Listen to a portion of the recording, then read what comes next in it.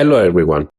This is the first of two tutorials in which I will examine two aspects of the rendered image that I am currently showing on screen. How to create volumetric lights when the scene's light source is Nishita Sky, and which compositing nodes to use to get the final result.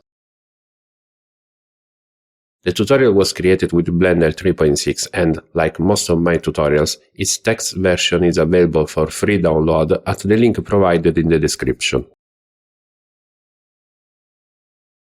The scene used for rendering is a simple classroom, which I assembled using some of my assets within the room. The lighting is provided by the virtual universe only, particularly using Nishita Sky, so there are no other light sources in the scene.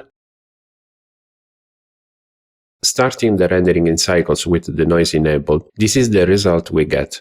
Nice, but adding volumetric light and some compositing would certainly make the atmosphere more interesting. To add a volumetric light effect to a scene, you can use the volume scatter node from the shader group, which provides a volume type output that can be connected to the volume input of the world output node or another shader node.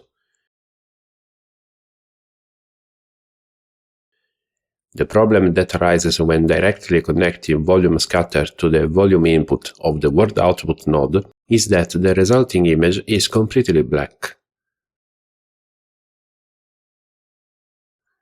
This is because the node considers the light scattering given by the entire world volume, which is virtually infinite in size, so the light cannot pass through, even if we greatly reduce the value of the density parameter of the node. For this reason, it's often common to insert a cube or another solid object into the scene and apply volume scatter to this volume. However, I didn't want to resort to this solution because I wanted to find a way to apply volume scatter directly to world output. To solve this problem, I inserted a light path node into the editor, specifically taking the is camera ray output and using it as a mixing factor in a mix shader node to decide whether to use the volume scatter node or not.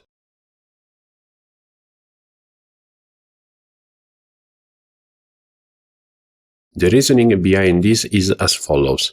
Apply volume scatter only to the portion of the scene directly framed by the camera, ignoring the rest. This will nullify the light absorption in the rest of the virtual environment, allowing light to pass through and undergo attenuation only in the final portion. The result, obtained by slightly lowering the density and using the world lighting as the color of the volume scatter node, is the one you can see right now. To achieve the rendering I showed you at the beginning of the tutorial, it's necessary to set up some nodes in post-production, but I will talk about this in the next video. See you soon!